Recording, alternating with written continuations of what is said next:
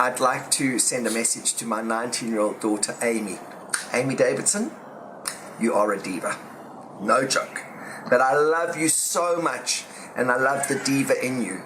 But one thing I'd like my daughter to know is that she's got to be good to herself. Herself is more important than anybody else. If she's good to herself, she'll be good to everybody else. You know, I love that song. It was Whitney Houston and George Benson's song, Love Yourself Before You Can Love Anybody Else. And the greatest love of all is to love yourself. So my message is, take care of yourself, be good to yourself, and then everything else will take care of itself.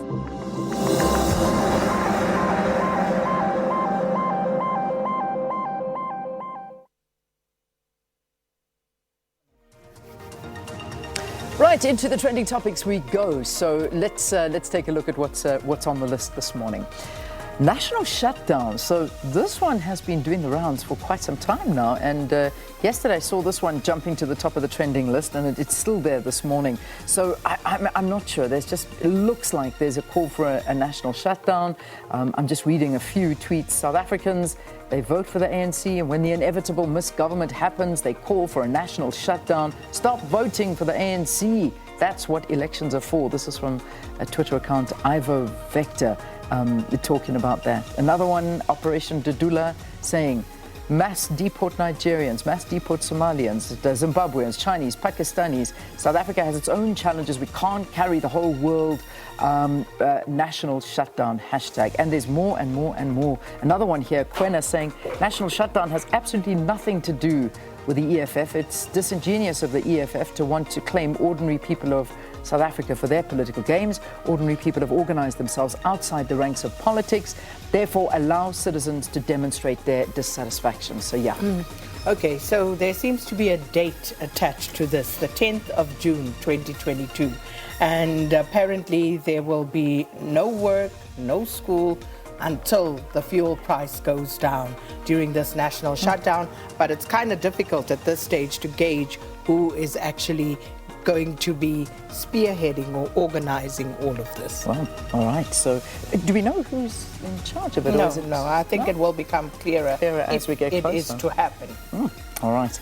Okay, the next trending topic, so we'll wait on that one. Senzo Meyiwa trial. So Kelly Khumalo, Senzo Meyiwa trial, they are together, and what a day, again, yesterday. Lots being dropped there, but I suppose the biggest one to come out of it was the allegations that were made in the court by Advocate Tefo, basically saying that he is going to bring a witness who was an eyewitness to testify that Kelly Khumalo shot Senzo Meyiwa.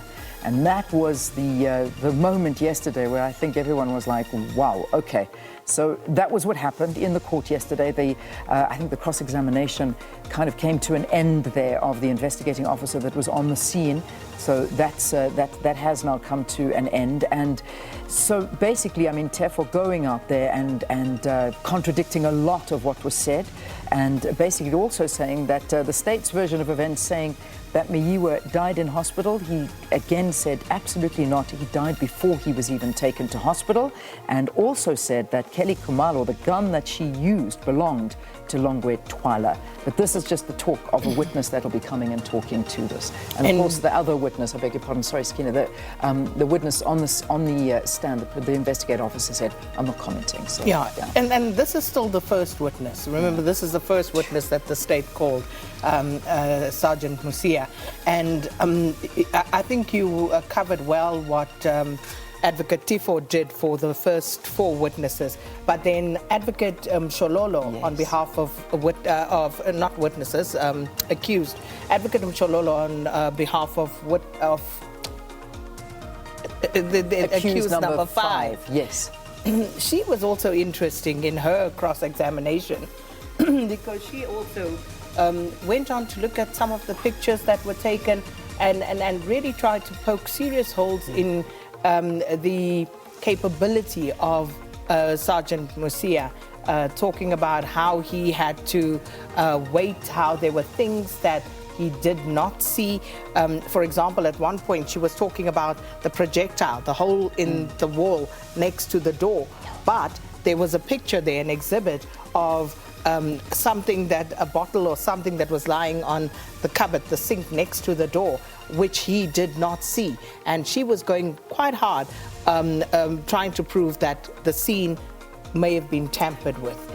And the floor cleaned, the alcohol cleaned up, and the bottles and all of those kind of things. So, continues today. So this really is making for incredibly interesting viewing and finally getting it underway. So those are the two, Kelly Khumalo, Senzo Meyiwa trial. That's all linked together. British Airways. Well, we know yesterday the news came literally as suddenly as the news sun rose. You woke up and found out that your flight was cancelled. If you'd booked on British Airways or Kalula.com, that's it.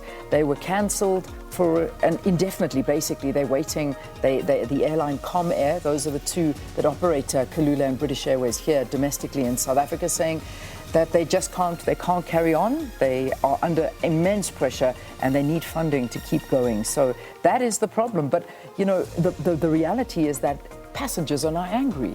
It's like, what do we do? How do we get a refund? How do we get onto flights? How do we reschedule? What is the process going forward? And people ever asking the question, are they going to lift off again? I mean, is this now the end, or is it? If I understood them correctly, they seem to believe that that will happen.